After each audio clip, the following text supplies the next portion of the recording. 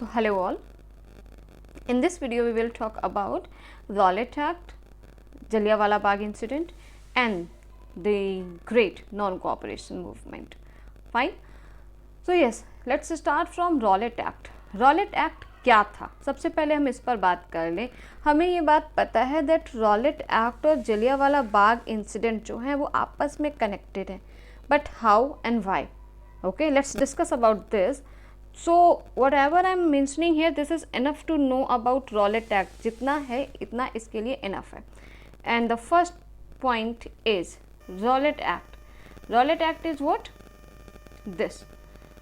Passed by the Imperial Legislative Assembly. Rowlatt Act को पास किया गया किसके द्वारा? Imperial Legislative Assembly के द्वारा. सीधे सीधे शब्दों में बात करें तो Imperial Legislative Assembly is actually British government. Okay, British government, and on the basis of the report of Sedison Committee headed by Rowlatt is the name of a person, means the head. Okay, किसने British government ने ये कानून पास किया? किसके कहने पर पास किया?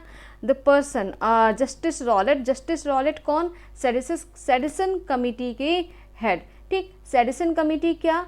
1919 में रिव्यू करने के लिए जिस कमिटी का गठन किया, दैट वन.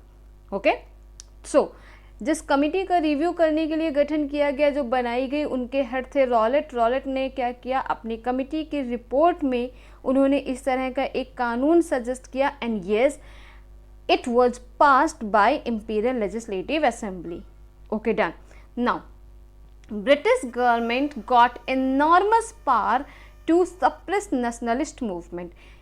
क्या था ये समझना है, क्योंकि इस रॉलेट एक्ट की वजह से जो ब्रिटिश गवर्नमेंट होती है उनको एनॉर्मस पावर, मीन्स बहुत सारी पावर्स मिल जाती हैं. किसके लिए? भारतीय जो नेशनल टाइप के मूवमेंट हो रहे थे हमारे लिए, हमारे यहाँ जो राष्ट्रीय आंदोलन हो रहे थे उस समय आज़ादी के लिए, उनको दबाने का काफ़ी जिम्मा मिल जाता है. कैसे मिल जाता है? Because of this, any person can be arrested for indefinite period of time without any trial. क्या लिखा है? इस रॉलेट एक्ट से किस तरह से आज़ादी मिली थी सरकार को, ये भी समझते चले. रॉलेट एक्ट की वजह से क्या हो सकता है? किसी भी व्यक्ति को सिर्फ संदेह होने पर उसे इनडेफिनिट पीरियड ऑफ टाइम के लिए अरेस्ट किया जा सकता था विदाउट एनी ट्रायल, बिना किसी कार्यवाही के. हालांकि आप इस जो मैंने यहाँ पर लिखा है for indefinite period of time, आप कहीं कहीं पर इसे फॉर 2 years लिखा हुआ देखेंगे. लेकिन बच्चे there is nothing like 2 years. Actually what happened, the act was passed in 1919 and it was abolished in 1921. तो 1921 में क्योंकि इस एक्ट को ही ख़त्म कर दिया गया, तो इसलिए कहीं कहीं पर इसे 2 साल लिखा हुआ मानते. लेकिन ऐसा कोई प्रोविज़न नहीं था that the person will be arrested for 2 years. Okay, they can arrest a person for indefinite period of time. Now हाँ, जैसा कि यहाँ पर लिख दिया गया है, what this act has been abolished in 1921 and it was also called the Black Bill. Okay, तो ये तो रही रॉलेट एक्ट की इन्फो. ओके, अब रॉलेट एक्ट से जुड़ा हुआ बाकी का काम क्या है ये भी देख ले. So because of this Rowlatt act pass हुआ. रॉलेट एक्ट की वजह से क्या किया इन्होंने? जो भी था like this Rowlatt act and Jallianwala Bagh, ये दोनों आपस में जुड़ गए. कैसे जुड़े? गांधी जी ने डिसाइड किया था नॉन कोऑपरेशन मूवमेंट के लिए, जो कि होने वाला था इन्हीं टाइम पीरियड में. तो जब ये आंदोलन, जब ये एक्ट पास हुआ, रॉलेट एक्ट, तो इसके विरोध में क्या हुआ? गांधी जी ने नॉन कोऑपरेशन मूवमेंट लॉन्च किया. ठीक, अब हम यही देखेंगे कि रॉलेट एक्ट के विरोध में non cooperation movement means a kind of हड़ताल जारी की गई, और उस हड़ताल से जलियांवाला बाग तक कहानी कैसे पहुंची. So Rowlatt Satyagraha and Jallianwala Bagh. So a nationwide हड़ताल, that is Rowlatt Satyagraha on 13th of April 1919.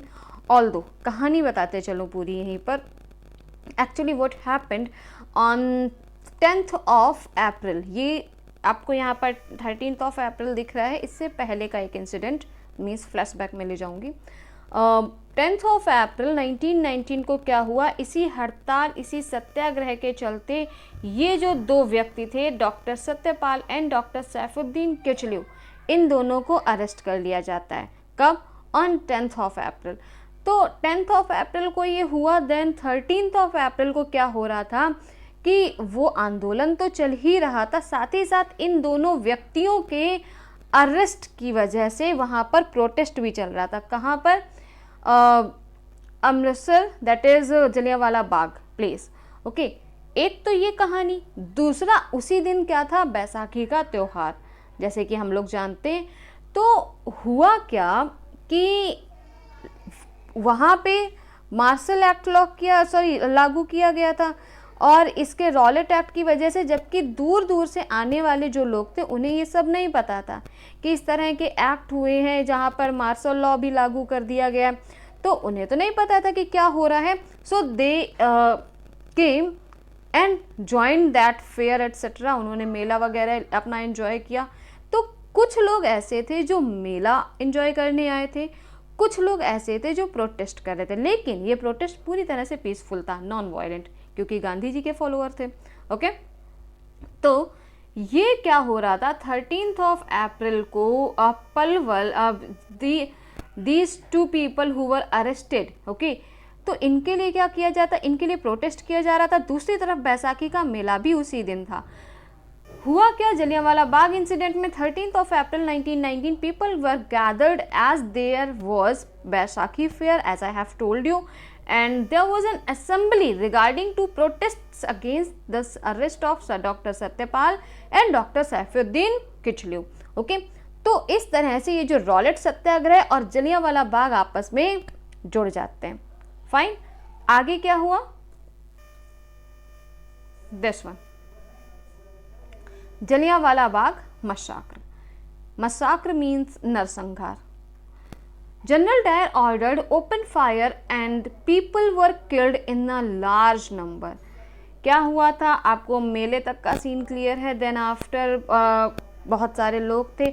General Dyer, जिनको उस समय अमृतसर की कमांड दी गई थी, उन्होंने क्या किया, there was a park and only one exit point, सिर्फ एक ही मेन गेट होता है, वहाँ पर क्या कर देते हैं, ये ब्लॉक कर देते हैं, मीन्स वहाँ पर सारी पुलिस आ गई। जस्ट इमेजिन द सिचुएशन, पूरा पार्क ब्लॉक हो जाता है।